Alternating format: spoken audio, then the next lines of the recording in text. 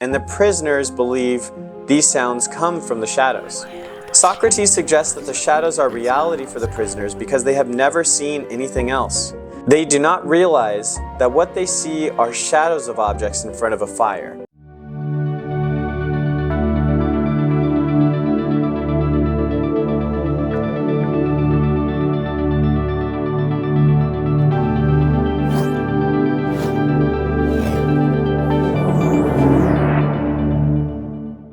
Hey Sapiens!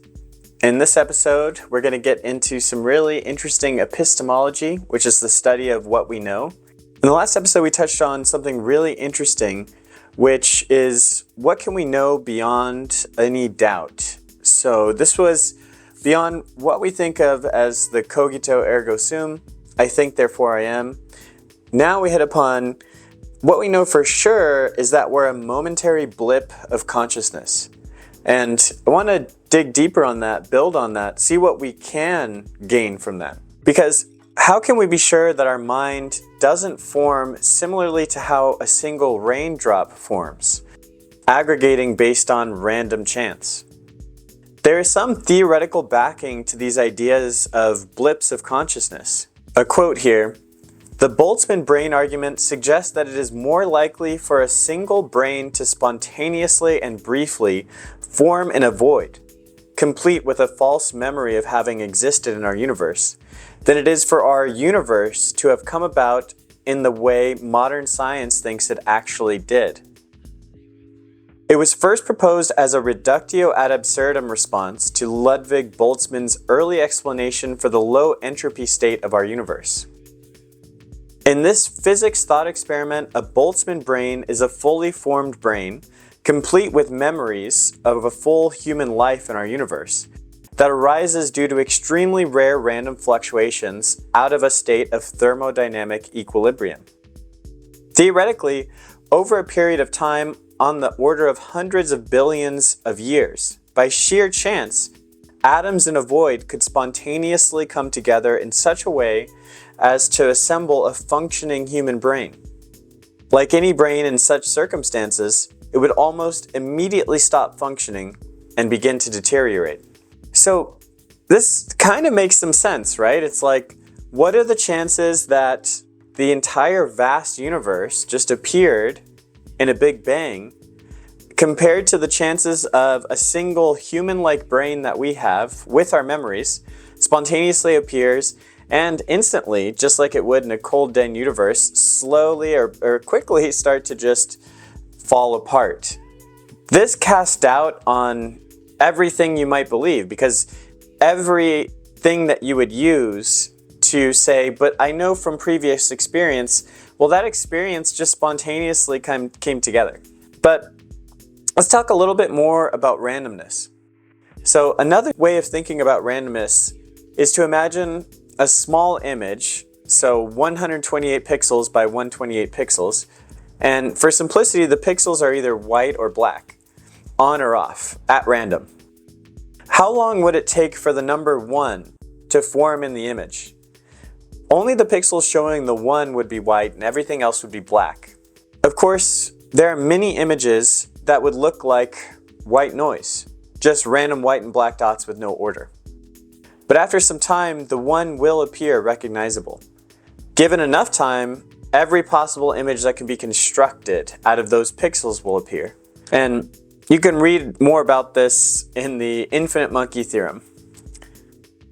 So I just did this little experiment, but I did 100 images in sequence in GIF form and, YIF form, and each pixel is generated pseudo-randomly as on or off with 50% likelihood. And as you might expect, there's white noise. But I manually created an image of a 1, basically a rectangle of white, and alongside 10 randomly generated images.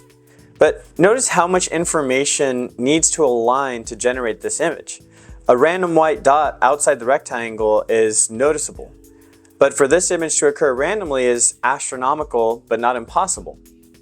Our universe is far more spacious than a 128 by 128 image, and only one section of it needs to align to form a brain or a universe.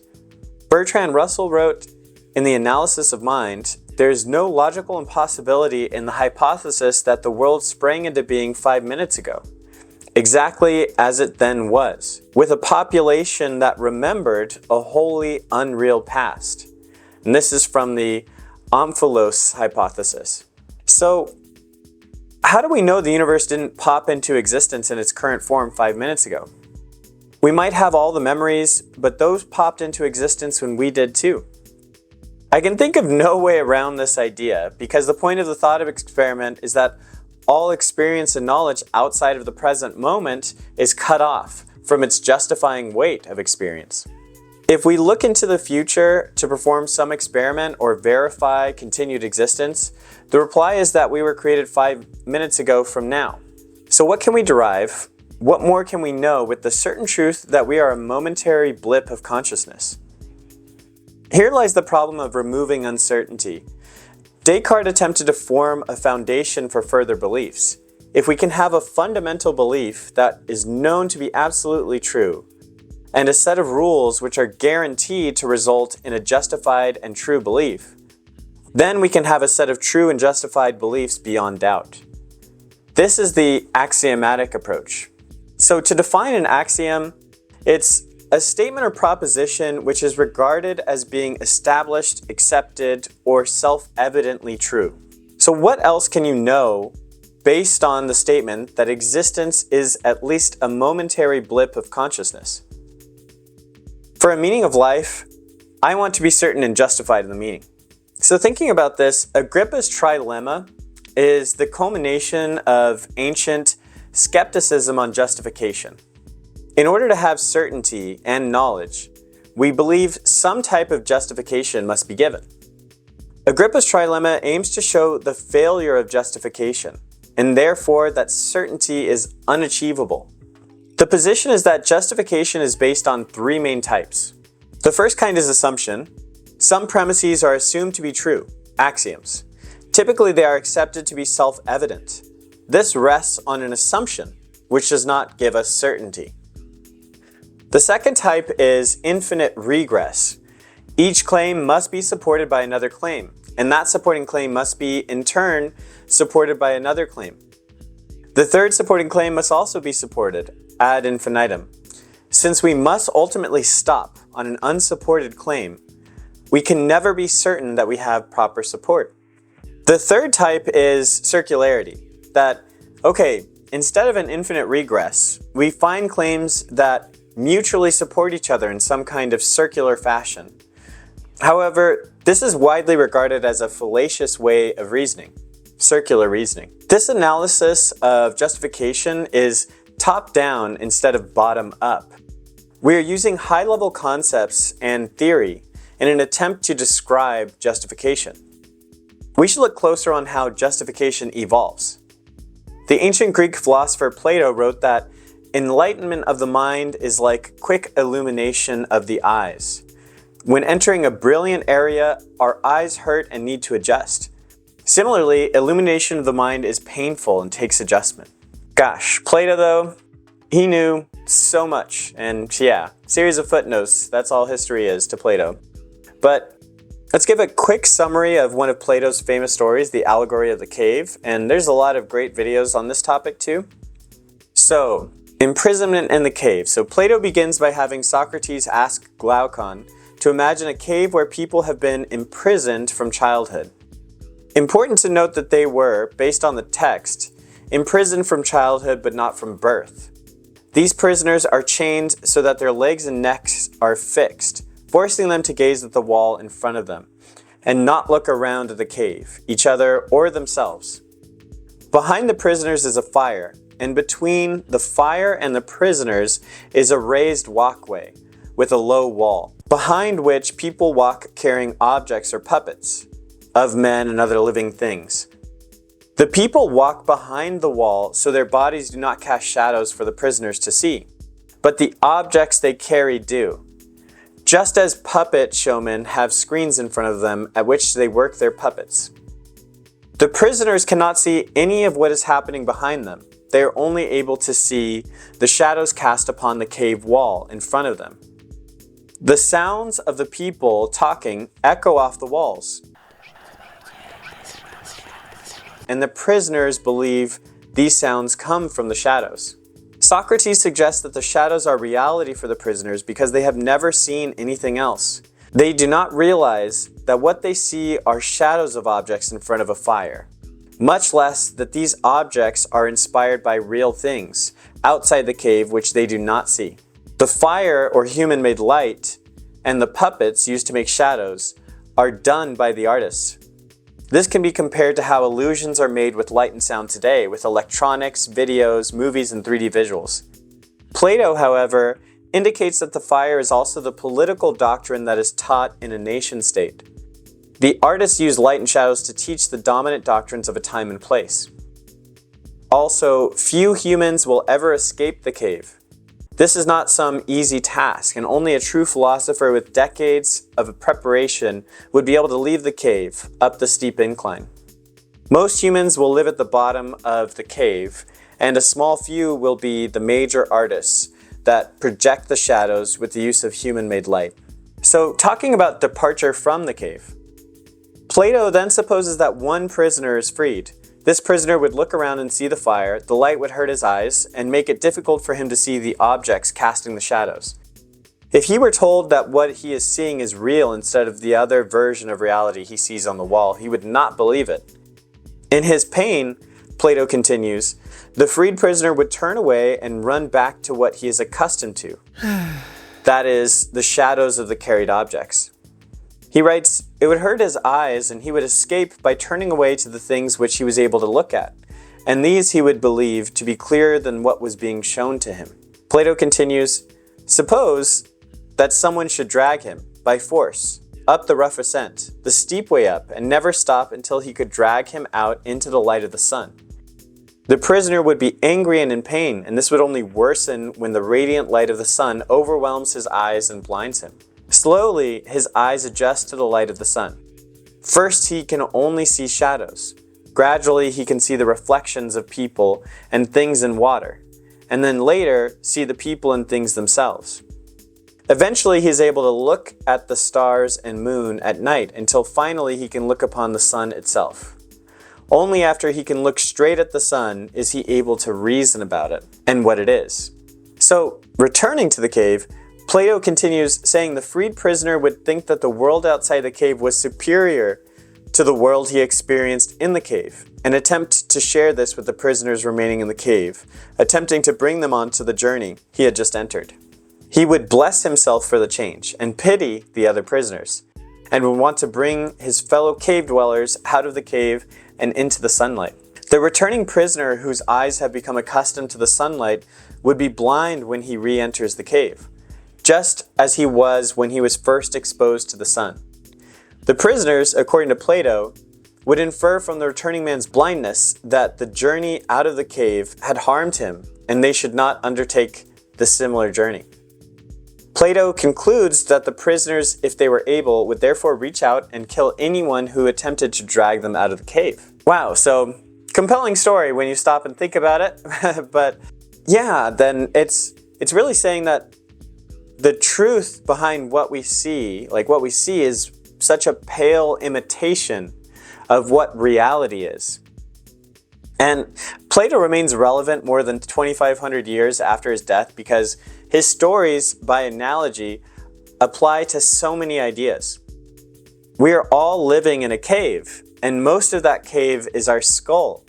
Our head encases our brain, the most complex organ or object in the observable universe, the brain.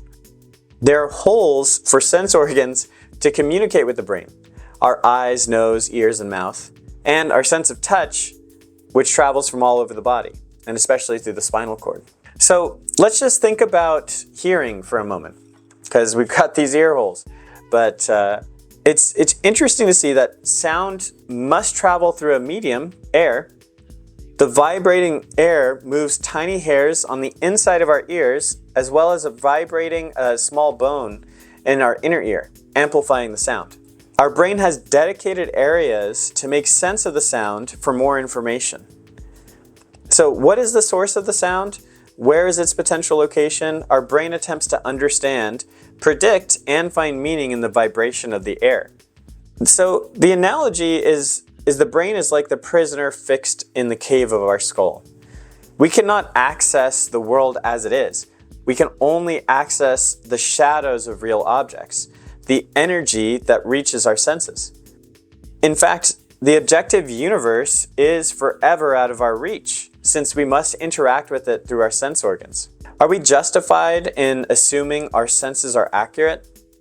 They are accurate enough to allow us to survive and manipulate the world, but the prisoners had their own system of understanding shadows and sounds. They all agreed on what made sense. So I'd like to take a moment to share facts about our brains. So much of what we consider to be ourselves is actually the function of our nervous system. Humanity learned about brain function over the history of our species. In hospitals and healing centers, people would come with injuries to the head, and unlike injuries to other parts of the body, head trauma often resulted in death or disability. Recovery was slow, if at all, and even stranger, a small difference in the type of trauma and location of the injury had wildly different effects. For example, damage to the language centers of the brain affects the generation and understanding of speech. In Broca's aphasia, people retain their intelligence and ability to understand others, but they have difficulty finding words when they try to speak. They may only get a few words out with effort. Conversely, Wernicke's aphasia causes people to lose track of their error. They speak but use too many words and are unaware of their mistakes. They believe they're speaking clearly. Over lifetimes, we began to piece together the story and function of the brain. So here's a quote about the function of the brain. Information from the sense organs is collected in the brain. There, it is used to determine what actions the organism is to take. The brain processes the raw data to extract information about the structure of the environment.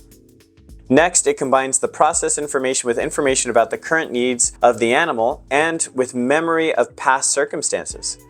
Finally, on the basis of the results, it generates motor response patterns, and these signal processing tasks require intricate interplay between a variety of functional subsystems. The function of the brain is to provide coherent control over the actions of an animal. A centralized brain allows groups of muscles to be co-activated in complex patterns. It also allows stimuli impinging on one part of the body to evoke responses in other parts, and it can prevent different parts of the body from acting at cross purposes to each other. Some of these functions are like perception, motor control, arousal, homeostasis, motivation, learning and memory, which includes working memory, episodic memory, semantic memory, instrumental learning, and motor learning. So let's take a moment to consider how complex a simple act is. Imagine you had a strap tied onto your left wrist, too tight, like a watch on too tight, and you reach over to adjust the strap so it isn't too tight. What's happening? The cells on your left hand are sending signals to each other and to your nervous system that they are losing blood flow and resources like oxygen, water, etc. And there's too much pressure to normally function. They're saying, help us, save us. And this information is processed in the brain where it assesses the situation and understands the strap is too tight. Another group of cells, your right hand, and all that is required to move it, carry out this complex task of nimbly adjusting the strap to relieve pressure. Consider again how these cells are all separate units cooperating for the good of all. Our brain receives data, bits of information about the outside world through its sense organs. We refine our understanding of the world based on incoming data and our interaction. We have a hypothesis generated in our brain to fit the data we store in memory. And what's the process for refining our prediction based on past information and new incoming information? The ideas were formally developed by Thomas Bayes. With Bayesian inference, we can describe learning and prediction as calculation. Bayesian inference provides a method for inferring unobserved phenomena by updating our beliefs after observing conflicting information. Even if we can't directly experience reality, we can still reason about what is happening. Okay, so epistemology. Epistemology is the study of knowledge. what do we mean when we say we know something? Rather than investigating knowledge, let's investigate questions. A question is a request for information. Can you think of a question that doesn't involve who, what, where, when, how, or why? I'll give you a hint. I think it's really tough. Don't worry about it. So critical thinking involves asking these questions. Notice that stories involve who, where, when, and what, which is characters, location, time, and action. Questions of how and why are different and more complex than the previous four. A question of how is about the extent or mechanism of what, the action. A question of why is about the causal inputs and outputs of the mechanism of action. Questions of why are about explanation and prediction. An explanation connects a past sequence of events in a causal, coherent way. A prediction connects a future sequence of events. A sequence of events is a pattern. Understanding is explanation or prediction. We hope we can intervene on the mechanism of action to affect and predict a future pattern. So stepping back from questions, we can ask under what conditions do we ask questions?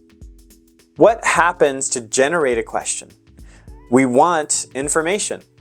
Do questions come from lacking information?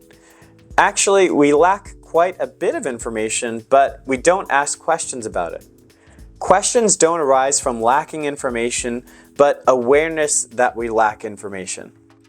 When an event breaks from our explanation of the pattern, we can ask why. When a prediction fails, we can ask why. When explanations and predictions succeed, we can think of new patterns which relate to our understanding and ask new questions. So, pausing for a moment to notice and differentiate different types of arguments. Deductive arguments go from the general information to information about a specific case. So from general to specific. Inductive arguments go from specific information to the general. Deduction is seen as certain while induction gives evidence for a claim, but does not prove it beyond doubt. There is a third type of argument which seeks to find the best explanation among competing arguments, and that's called abduction.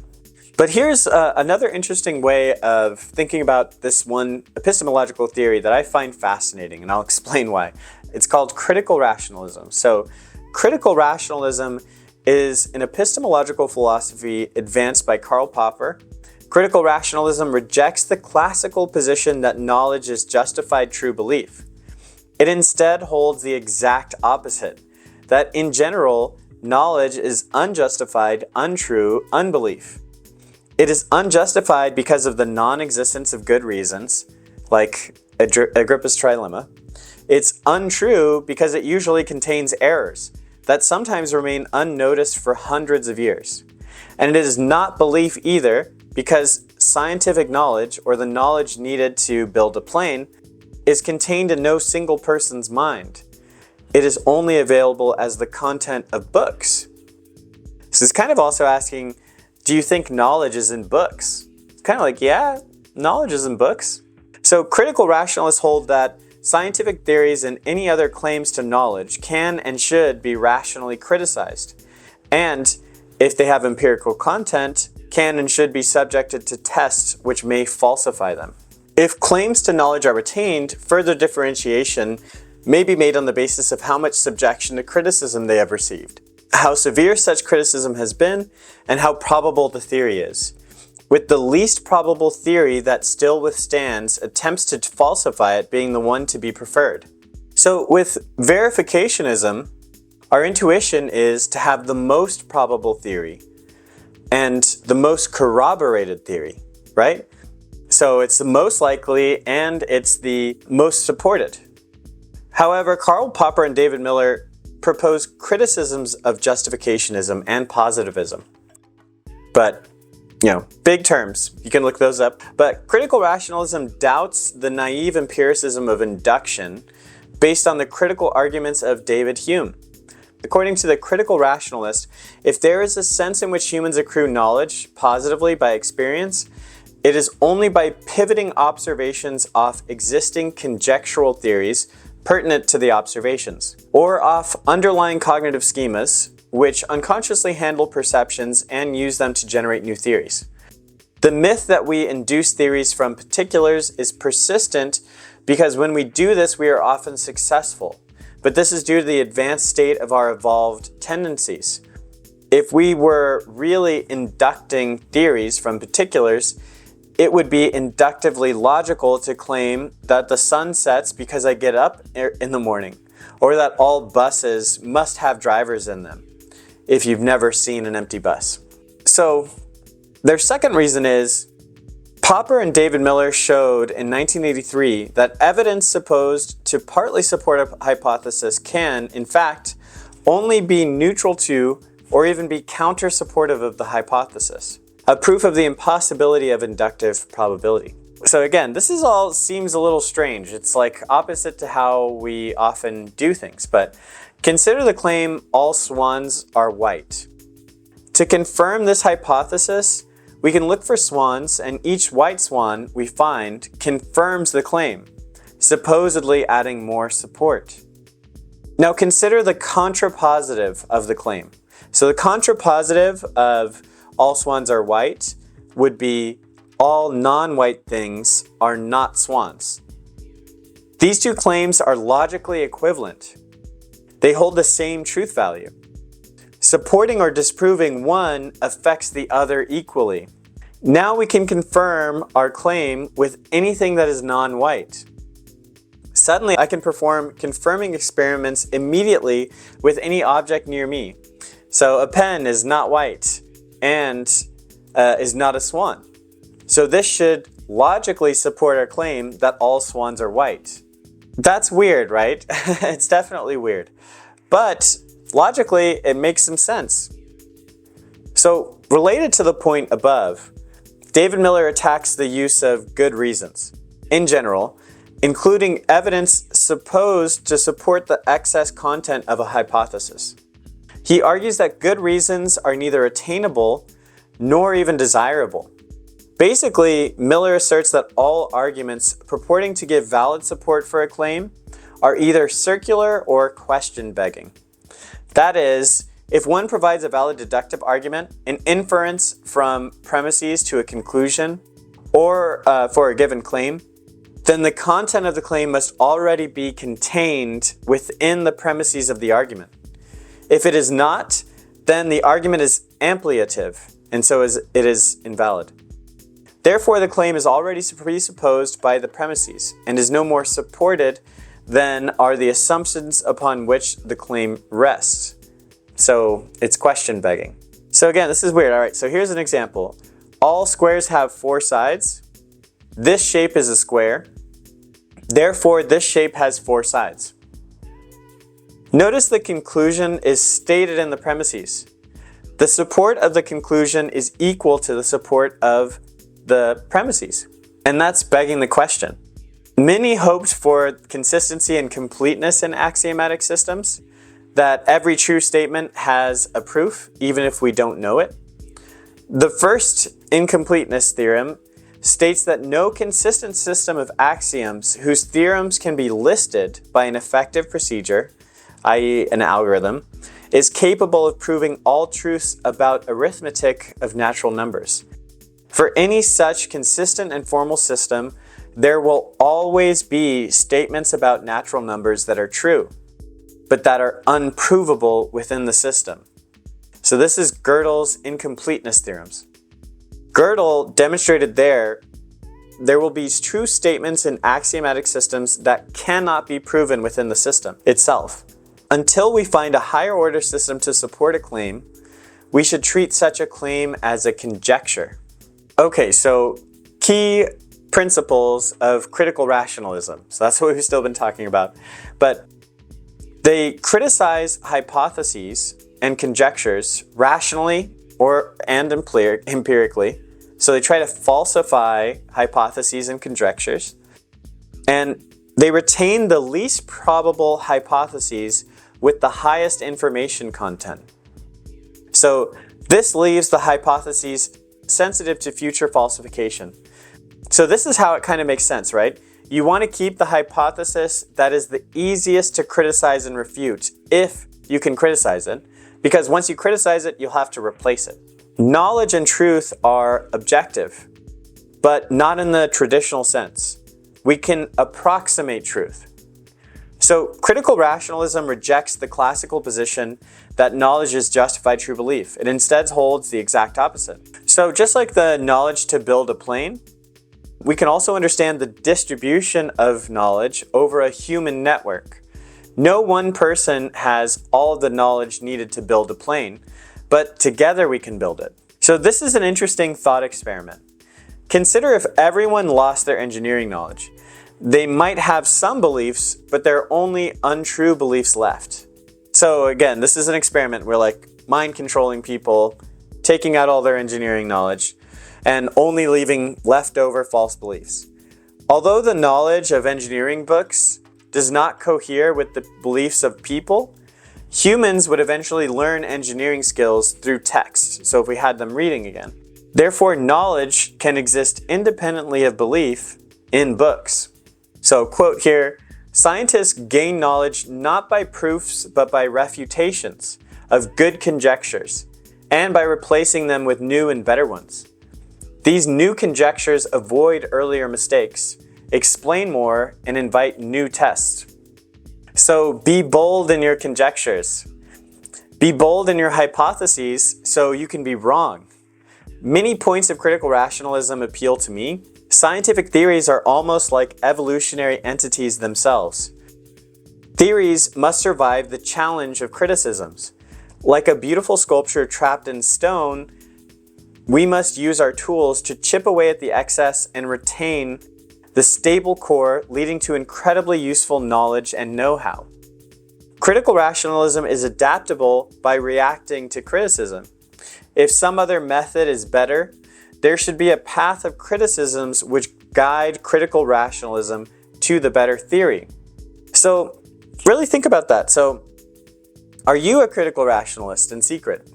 If you believe in a justificationist idea where our ideas should be supported by true evidence, then consider critical rationalism could reach your belief system. If we listed out your beliefs, you would likely have good arguments and some criticisms of other claims. Starting from a blank slate with little to no previous information, we can present a critical rationalist with a set of criticisms leading to your belief system, assuming at least enough good reasons could be alternatively represented as a criticism of another position. So if your belief is true, then the belief should withstand criticism. So a critical rationalist can have your full belief system. So now you should consider, are you a critical rationalist if your belief system is intact? Then critical rationalism subsumes your belief system. Quite likely, you don't have beliefs which are rational, as can be, according to the criteria of critical rationalism. If you accept this epistemology, you can update your belief system to be more rational. If this epistemology is wrong, why? We'll talk a bit more about epistemology and knowledge, but I also want to get into cause and effect. So, according to critical rationalism, our inductive methods of generalization are not rationally supported, but due to our evolved tendencies. So, we have some mental model, a schema, to successfully determine cause and effect.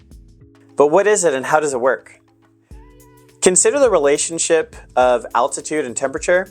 The higher up we go away from the surface of the Earth, the colder things get. But the relationship goes one way. If we cool an object down, it doesn't change its altitude, its height. So why does that make sense? If you ask a child who has only seen buses with a bus driver and ask them, can there be a bus without a bus driver? They should answer yes. We intuitively know bus drivers are separate from buses, even though 100% of buses and observations have bus drivers. So how are we justified? Well, in the Book of Why, The New Science of Cause and Effect, Judea Pearl and Dana McKenzie explain the history of cause and effect. Going back to the first paper on linear regression, scientists have long been taught not to infer causation from correlation, to observations occurring together with no meaningful relationship. Further back in time, philosophers have many arguments and questions regarding cause and effect relationships. Pearl and Mackenzie argue the topic is confused because of a lack of precise language to formulate cause and effect questions. Pearl describes a three-layered explanation of intelligence up to and including understanding cause and effect, and it's seeing, doing, and imagining. So this book really blew me away, and I won't say that I fully understand it. It would probably take a couple of read-throughs, but it's incredible how it frames things like intelligence. So in these three levels, they call it the ladder of understanding, ladder of causation. There's seeing, which is association. So it's the activity of seeing or observing. And the questions here are, what if I see, and how are the variables related? How would seeing X change my belief in Y? And seeing is pure observation. So this is the statistical level of correlation. The majority of animals, besides humans, are at this stage. Does a scary predator jump out from behind a bush? Then we associate that bush with the predator and avoid it. Do prey congregate around specific trees? Stick near those trees to find prey. At the next stage, there's the activity of doing and intervention. So the questions are, what if I do ... How? What would Y be if I do X? How can I make Y happen? So doing is interacting with the environment. Tool-using creatures that plan are on this level. Consider a toddler with a pair of sunglasses. When wearing the sunglasses, visual input is distorted, light is dimmer. With no understanding of why, the toddler might infer the world got darker, right? Everything in its visual input has gotten darker. What toddlers often do is hold the sunglasses over their eyes, lower them, and then put them back on, repeating this process several times, noticing the change in observation. So, of course, with this interaction, the cause for the changes is controlled, occurring when the sunglasses cover the eyes. Through this interaction, the toddler comes to learn it is not the world that changes, but looking through the sunglasses which distorts it. But the highest level is imagining, or counterfactuals. So this is the activity of imagining or retrospection, thinking of the past, understanding. So the questions are, what if I had done ... Was it X that caused Y? Why? What if X had not occurred? What if I had acted differently? So imagination is the highest level of understanding. Counterfactual learners on the top rung can imagine worlds that do not exist and infer reasons for observed phenomena. So Pearl once believed, as many others, that Bayesian rationalism was the highest form of rationality and the basis for all of our reasoning.